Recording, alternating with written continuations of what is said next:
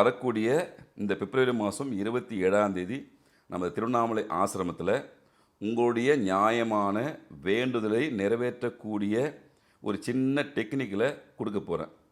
காலை 10 நிமிஷம், நைட்டில் ஒரு 10 நிமிஷம் செஞ்சீங்கன்னா நியாயமான கோரிக்கை நிறைவேறதுக்கான வாய்ப்புகளை இந்த பிரபஞ்சம் உங்களுக்கு உறுதியாக உறுதியாக உறுதியாக நிறைவேற்றி தரும். அதுக்கான சூழல் ஒருத்தருக்கு 10 நாளாக நடக்கலாம், ஒருத்தருக்கு 1 மாதம் நடக்கலாம், ஒருத்தருக்கு 3 மாதம் நடக்கலாம். அது இறைவன் செயல். ஆனால் நடக்குமா என்றால் நடக்கும். சின்ன விஷயந்தான், ஆனால் மிகப்பெரிய ஒரு தத்துவத்தில் அடங்கியிருக்கு. அதனால் மக்களை தயவு செஞ்சு பயன்படுத்திக்கணும். இதுதான் எனக்கு நான் நீண்ட நாட்களாக எதிர்பார்த்த கேள்விக்கான விடை இந்த மௌன விரதத்தில் எனக்கு கிடச்சிச்சு. 27ஆம் தேதி அப்படின்னு சொல்லியிருந்தீங்க. ஏன் சார் அந்த நாளை சூஸ் பண்ணியிருந்தீங்க?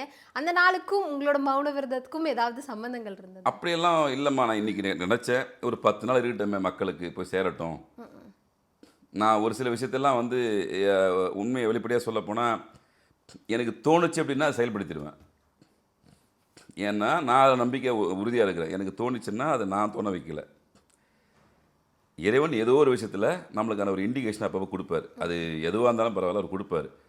அதை தடுக்கிறதுக்கு நம்மக்கிட்ட அதிகாரம் இல்லை. சரி, 27 வச்சிடலாம், மக்கள் அது கொடுத்துருவோம். ஏன் பெற்ற இன்பம் பெருக வைகணும் என்று நம்ம தேடுறோம், ரிசல்ட் கிடைக்கிது, கொடுக்குறோம். இதில் எந்த மாய மந்திரமோ மந்திரங்களோ பூஜைகளோ புனஸ்காரமோ பெரிய லென்த்தாக மந்திரம் படிக்கிறதோ அப்படியெல்லாம் எந்த கட்டுப்பாடும் எந்த நியதியும் கிடையாது. நீங்கள் நான்வெஜ் சாப்பிட்டுக்கோங்க, நான்வெஜ் சாப்பிடாருங்க, சைவமாக இருங்க, அசைவமாக இருங்க, வயது வித்தியாசம் கிடையாது. இதில் எந்த நியதியும் கிடையாது. உங்களுக்கு ஒரு விஷயம் எனக்கு நடக்கணும் இறைவா, அது எந்த இறைவன் உங்களுக்கு பிடிச்சிக்கிதோ, இறைவனே இல்லைன்னு நினைக்கிறீங்களா, ஓகே, பிரபஞ்ச பேராட்டில் எனக்கு இந்த பிரபஞ்சம் கொடுன்னு சொன்னாலும் பரவாயில்ல, அதை பற்றி எனக்கு கவலை இல்லை. ஆனால் கொடுக்குமான்னா கொடுக்கும், நடக்குமானா நடக்கும். இதை நமது மகான்களும் சித்தர்களும் அறிவியல் அறிஞர்களும் ஒவ்வொருத்தரும் ஒரு பேர் கொண்டு அங்கங்கே மறைபொருளாக வச்சு வச்சுருக்காங்க.